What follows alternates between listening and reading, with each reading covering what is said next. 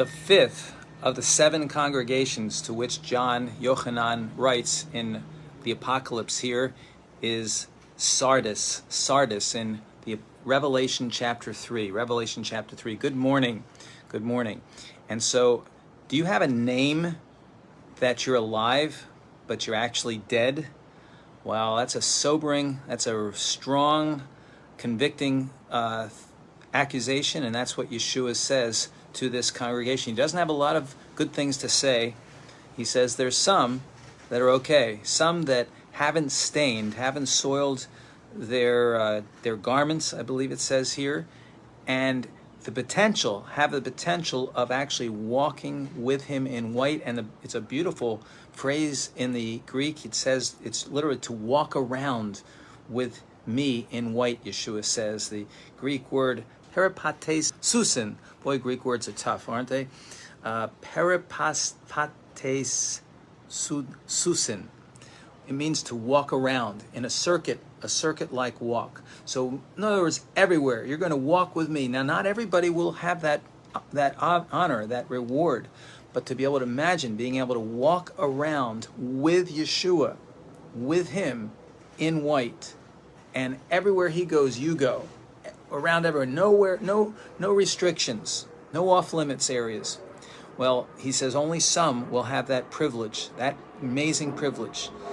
He says, but rather, he has strong words of rebuke to this congregation of Sardis. Now, he says, so the angel, Revelation 3:1, to the angel of Messiah's community in Sardis write, thus says the one having the seven spirits of God and the seven stars, the full dimensions, every dimension of the Ruach HaKodesh, the Ruach Elohim, Spirit of God, seven spirits of God, seven stars, all the angelic hosts, all the angelic powers at his disposal. I know your deeds. And here TLV says you have a reputation for being alive. It's just very simple in the Greek. It's you have a name, that you have a name. The Greek word it's Greek name, like Hebrew would be Shem. You have a name that you're alive, and then it says, but you're dead. In the Greek, and you're dead. You have a name. You have a name that you're alive. Outwardly, you claim to be a believer. Outwardly, you claim to know me. And yet you're dead. You're dead. Wow. Strong words of rebuke. Wake up. That's why in the next phrase, wake up, he said, and strengthen what remains. Before it's too late, in other words. Strengthen what remains that was about to die. In other words, there's a little bit left. It's like did you ever have a plant that it's almost dead? We had a plant that almost died. It looked like it was over, but there was just enough left, and it came back to life. Came back to life. We watered it, took it inside after it had been frozen. The freezing temperatures had destroyed it. It looked like it was all gone, and there's a beautiful passage in Job about that, by the way. And then it came back to life and emerged and sprouted stronger than ever, sturdier than ever now, that plant. This is what he says. He says, it's about to die. For I have not found your deeds complete in the sight of my God. So remember what you have received and heard. Remember what you've received. As you've received Messiah Yeshua the Lord, so walk in him. Paul says, Colossians 2:6, as you've received Messiah Yeshua the Lord, so walk in him. And he says, remember what you've received. As many as received him, to them he gave the power to become the children of God, as many as trusted in his name. Received, and you heard the word of truth.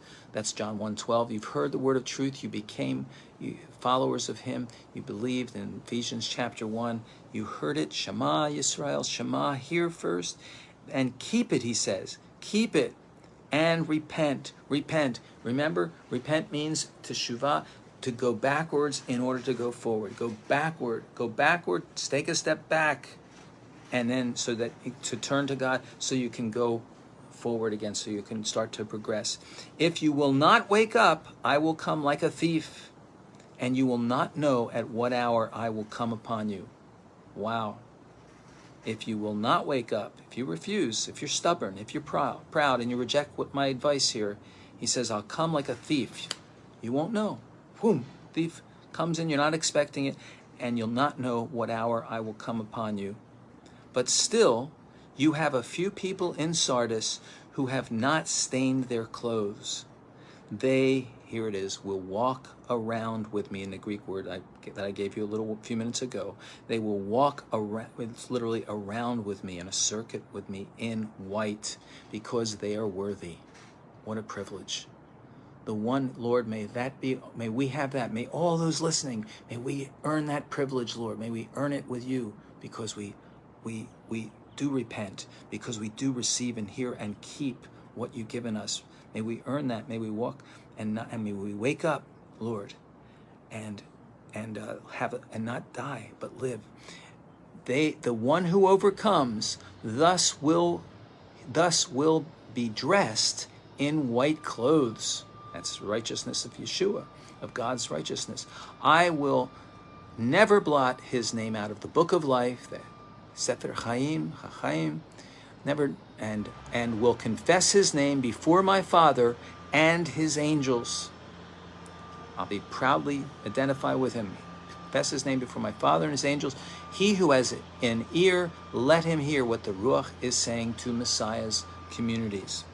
What a powerful passage. What a powerful passage to this Sardis, this 6th century, city that was the most powerful and it's ancient in the ancient world, but by this time that Paul is writing it, it declined greatly, and we'll maybe go into a little more of the background of it in one more broadcast.